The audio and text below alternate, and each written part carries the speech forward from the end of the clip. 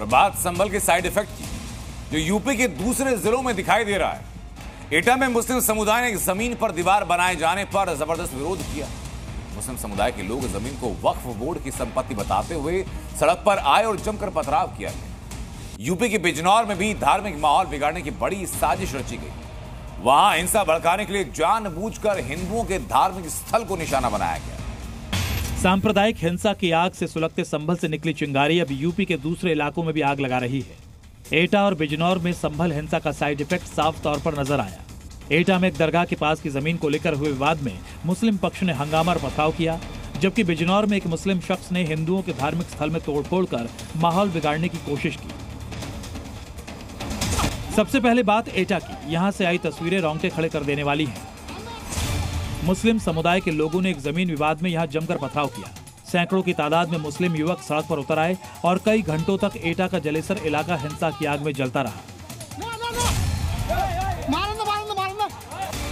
बताया जा रहा है कि ये पूरा विवाद हजरत इब्राहिम साहब की दरगाह के पास की जमीन को लेकर हुआ, जिसमें जमीन मालिक बाउंड्री वॉल बनवा रहे थे, लेकिन अराजक तत्वों ने इसे दरगाह और वक्फ बोर्ड की जमीन बताया और दीवार बनाने के काम को रोकने के लिए पथराव कर दिया।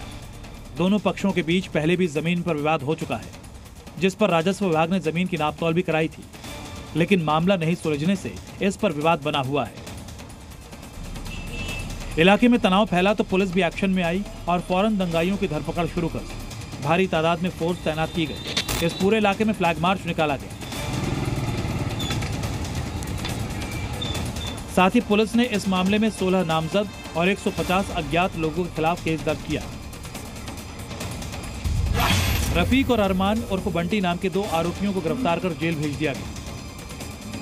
गंभीरता को देखते हुए जेल में लगाया गया है और सबसे बड़ी बात है कि अब तक हम लोग जो मुख्य अभियुक्त रफीक था, जो कि एक फिरा टाइप का लगता है, उसकी जो है गिरफ्तारी हो चुकी है।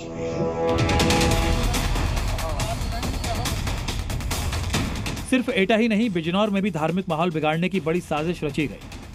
यहां शाहनवाज नाम के शख्स ने एक मंदिर में तोड़फोड़ की, जिससे नाराज हिंदुओं ने कड़ा ऐतराज जताते हुए पुलिस से इसकी शिकायत की, जिसके बाद आरोपी मुस्लिम लड़के को गिरफ्तार कर लिया गया।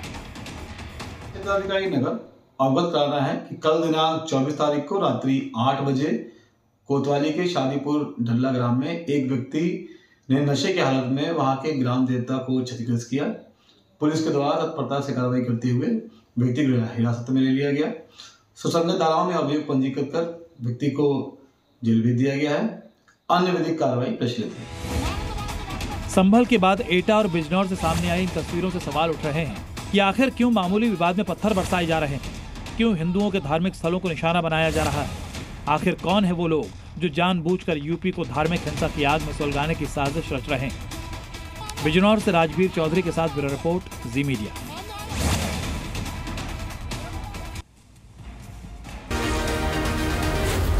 जी न्यूज़।